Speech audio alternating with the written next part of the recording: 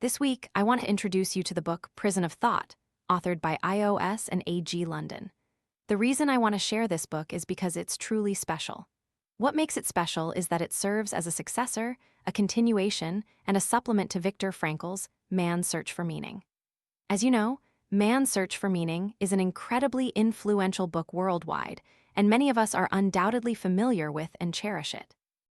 Before Frankl passed away, the authors of Prison of Thought approached him, expressing their desire to write a book based on Frankl's logotherapy to answer a crucial question: what specific methods do we need to find meaning in life? Frankl was delighted upon hearing this and told the two young authors that they absolutely must complete this book. And so, Prison of Thought was born. This book will reveal 7 principles that, if followed, can help us escape the prison of our minds and discover the true meaning of life. Before we delve into this fascinating book, allow me to briefly introduce Frankl, an introduction you might not have heard before. First, you'll be astonished to learn that Frankl, at just 16 years old, delivered a speech on the meaning of life, and this young man dedicated his entire life to helping others find their own purpose. At 21, he also proposed a psychological therapy called logotherapy. In this therapy, he mentioned and used the term logo. As we know, a logo is a symbol of a business, a brand, an organization. So, in essence, designing a logo encapsulates the meaning of a company's existence. Then, after World War II broke out, Frankl, being Jewish, was unfortunately captured and sent to a concentration camp. There, he endured 3 years of unimaginable suffering and terror. His parents, wife, and brother were all killed in the camp. Only he survived, thanks to his strong faith and his ability to find meaning in his suffering. He documented his experiences in a book, which became Man's Search for Meaning. When he entered the camp, Frankl carried with him a thick manuscript of a book he had written called The Doctor and the Soul. It was confiscated and burned. But Frankl, whenever he had a moment, would try to recall the contents of this book, and if he found even a scrap of paper, he would write down parts of it again. This constant urge to reconstruct his manuscript became the driving force that helped him survive. Thus, as long as a person has motivation, desire, purpose, and finds meaning in that purpose, they can overcome any extreme pain in life. As one of the greatest philosophers of the 19th century once said, "He who has to live can bear almost any how." This reminds me of a film. Have you ever seen Life of Pi? If not, you should watch it. Or if you have, you might want to rewatch it after today's video. You'll see the immense power of faith and motivation. What happens when a tiger and a teenager are adrift on a boat, hopelessly floating in the vast, miraculous ocean? The teenager, Pi, managed to struggle and survive until the very end. Pi said that if it weren't for the terrifying tiger on the boat, he would have given up long ago. Because Pi had an intense belief, if he didn't want to be eaten by the tiger, he had to keep it fed. So, Pi poured all his effort into feeding that tiger, preventing it from despairing and helping them both survive their long wanderings at sea. This is the meaning of life, finding a belief, a reason to live. So, now I will share with you the 7 principles from this book that will help us find the meaning of life. Principle 1, the freedom to choose your attitude.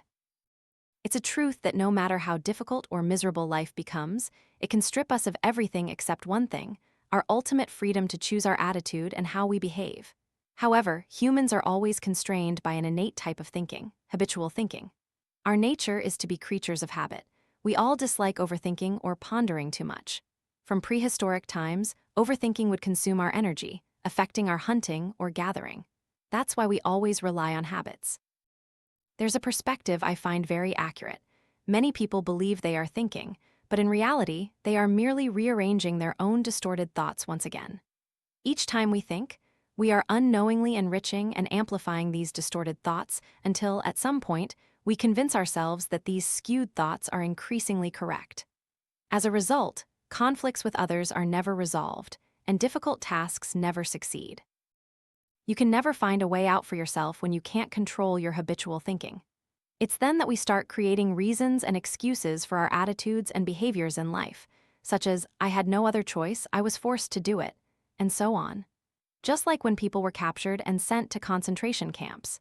Some chose to become henchmen for the fascists, betraying their compatriots, stealing, and exploiting. Others, however, strove to help others, giving bread to children and encouraging everyone to survive together. Those who chose to live a submissive way always believed that if they didn't act that way, they would die, and it was a reluctant necessity. This is habitual thinking. They didn't allow themselves the freedom to choose differently. In life, we also tend to use negative attitudes to view our jobs, careers, and everything around us. I'm used to doing it this way. I've tried many times and it never works. This will definitely fail. My boss is terrible. My colleagues are annoying. Blaming and complaining are typical manifestations of imprisoned thinking. We often use complaining as a shield for ourselves, trapping us in a state where we perceive ourselves as victims. From there, we become passive, or more accurately, we deprive ourselves of the freedom to choose a different attitude or solution in any circumstance. We must understand that besides habitually using a negative attitude to face problems, we always have another choice: choosing a positive attitude. However, not everyone correctly understands positivity. Is positivity simply being optimistic instead of complaining or panicking when we face a deadlock, failure, or something not going our way? Is it truly optimism if we only think about good things and never mention bad outcomes? The answer is no. You must know that a truly optimistic person needs to do 3 things. First, choose a positive attitude to deal with difficult situations. Second, visualize all possible outcomes or consequences, considering the best and worst possibilities that could happen when you choose to act. Third, after making your choice, you must have enough motivation and passion to materialize it. This is genuine optimism, and these are the 3 steps by which we can affirm that we always have the freedom to choose our attitude. Principle 2. Realizing meaningful goals. Many of us often confuse goals with desires. I want a fancy iPhone for myself. I want a house. I want a beautiful car. If our goals are solely materialistic, you will find that you will never truly be satisfied in this life, because no one can obtain everything through external material possessions. If we place all our life's purpose on external pleasures, we will certainly never find true fulfillment in life. We need to be able to learn how to find the meaning of life, but humans often fall into the meaning maze. This term, meaning maze, means you don't know where the meaning of your life lies. Frankl offered a conclusion that absolutely stunned me. He mentioned that when a monkey is used for an experiment dissected and then dies, does its life have any meaning? In our human eyes, the monkey's life is very meaningful. It helped us discover medicine or cure many people. But the monkey itself never knew this. To some extent, we are also like this monkey many times over, not knowing the meaning of what we are doing. We are lost in the meaning maze. We know life has meaning, but we don't know what that meaning is. We set up goals, striving to achieve all sorts of material benchmarks, realizing them one by one, but in the end, we still can't escape this maze. However, the truth is that the meaning of life is not something we create, but something we discover. The meaning of life is always here, right beside you, waiting for you to find and uncover it. The great Greek philosopher, Hercules, once said, "An unexamined life is not worth living." If we don't pause and examine whether we are caught in the materialistic meaning maze, then today's video and the content of this book serve as a timely awakening. The first thing is to stop solely focusing on material goals. And you should know that even if life seems to have no meaning, the very act of searching for life's meaning is, in itself, meaningful. Principle 3. Discovering the meaning of each moment. So, how can we escape the meaning maze? You just need to learn to discover the meaning of each moment in your life. It's like slowing down on your familiar path home from work. How many times have you seen leaves falling? Have you ever immersed yourself in watching these leaves? How gracefully they swayed? What sound did they make as they fell? If you can feel the beauty of a falling leaf, contemplating the changes in life, then the journey home after a tiring day at work will truly become meaningful. This requires you to slow down. Only by slowing down can you savor every moment around us. However, modern people often do the opposite. If we don't find meaning, we often replace it with busyness, never allowing ourselves a moment of idleness, believing that as long as we're busy enough, we won't have to think about the meaning of life. The moment we're free, we immediately grab our phones and quickly scroll through TikTok. In reality, we should spend more time reflecting, feeling, and experiencing the meaning of each moment. The book includes an exercise called The Practice of Excavating Existential Meaning. It's a self-reflection exercise where you look back and ask yourself questions to find meaning in each living moment. First, how did you deal with the situation? What did you do? What did you think? Second, what did you feel at that moment? Third, what did you learn from it?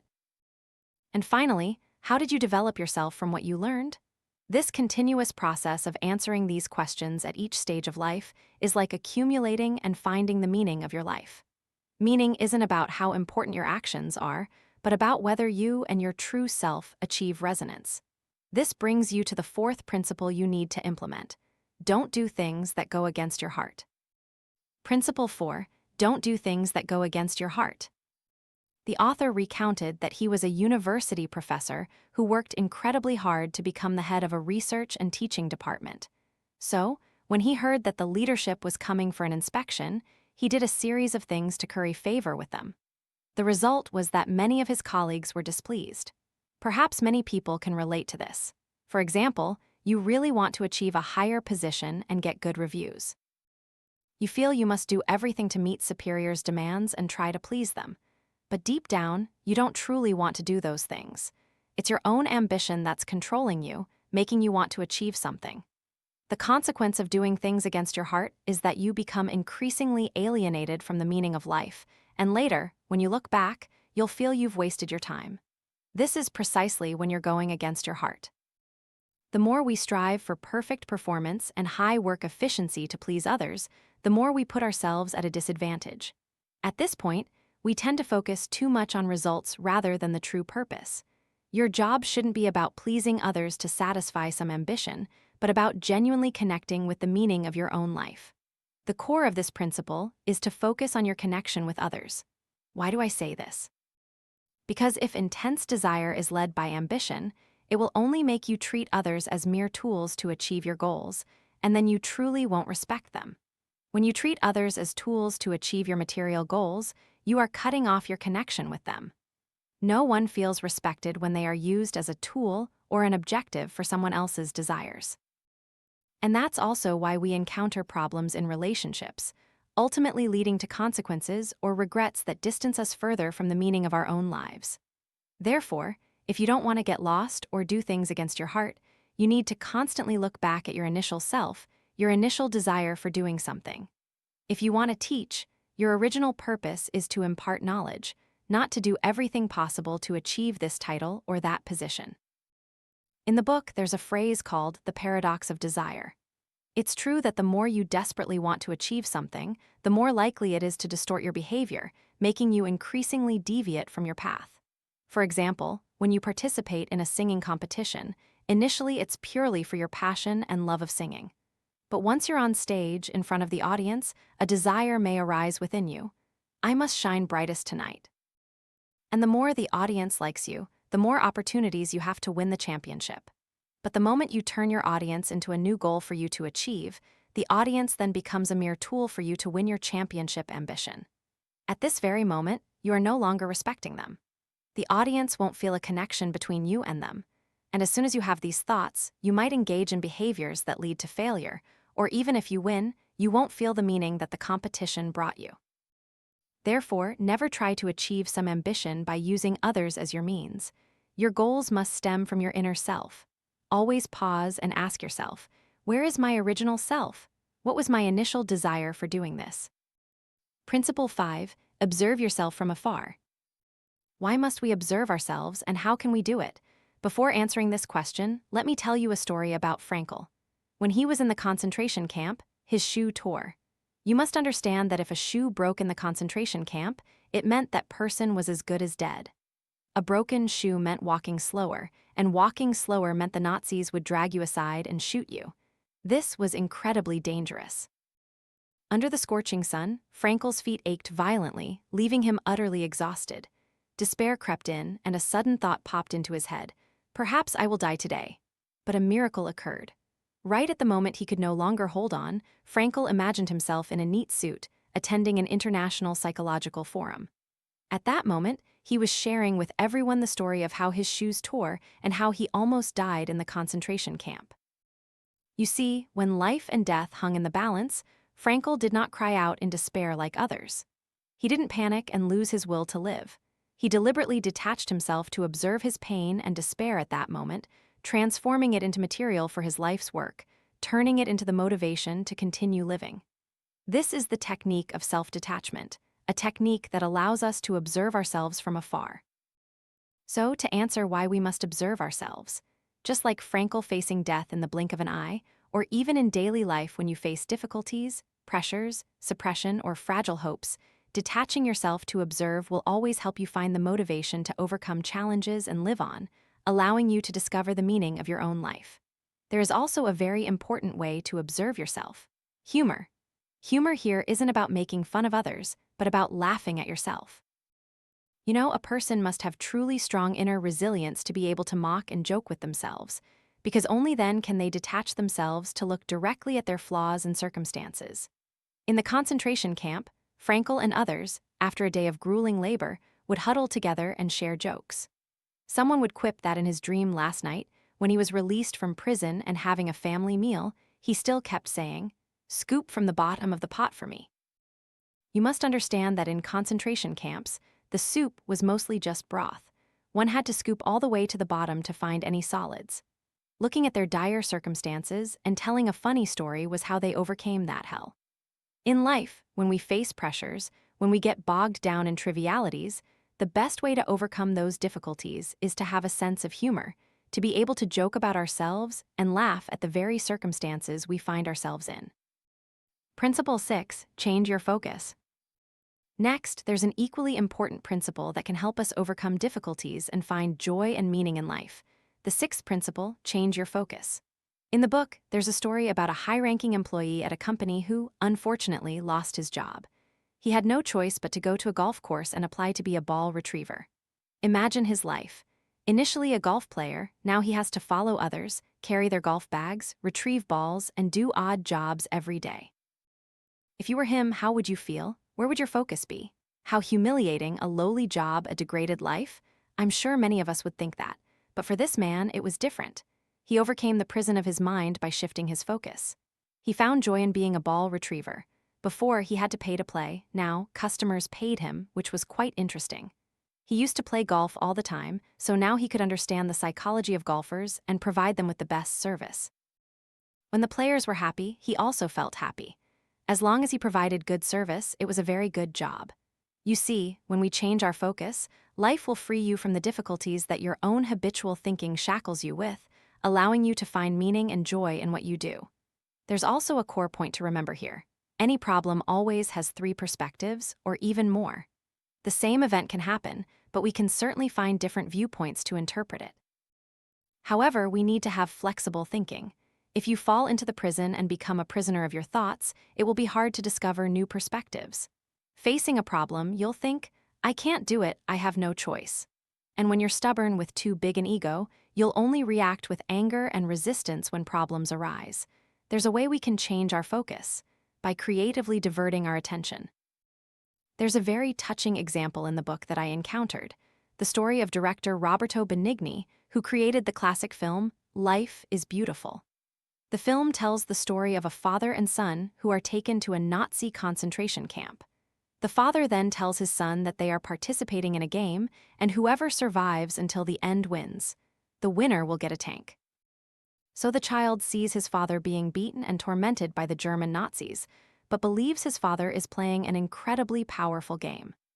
After its release, the film was criticized by many internationally, especially by Jewish people, who argued that it used exaggerated cinematic techniques, beautifying history, turning extreme suffering into an absurd game, calling it a betrayal of history. But in reality, many people don't know that this film was based on the true story of the director's father in a concentration camp. So, you see, in a concentration camp, a place where hope for survival was incredibly fragile, the father created a diversion, allowing his son to survive and find joy. Thus, you can realize that in this world, nothing is impossible to shift focus. Just like singer Taylor Swift's commencement speech at New York University, through that speech, I felt a message she wanted to convey to us. As long as you can breathe, everything is possible. So, as long as we can breathe, we will create many meaningful things. We will always find a different perspective to redirect our focus and overcome difficulties. If you feel too helpless with the present, you can try the soul travel exercise. This exercise involves closing your eyes and imagining yourself going anywhere you want. You can go to the 7,000-year-old ancient village of Hallstatt in Austria, visit the beautiful Benn National Park, go to peaceful natural landscapes, or the countryside, and so on. When you allow your spirit to transcend reality, you can freely find different methods and perspectives to overcome difficulties.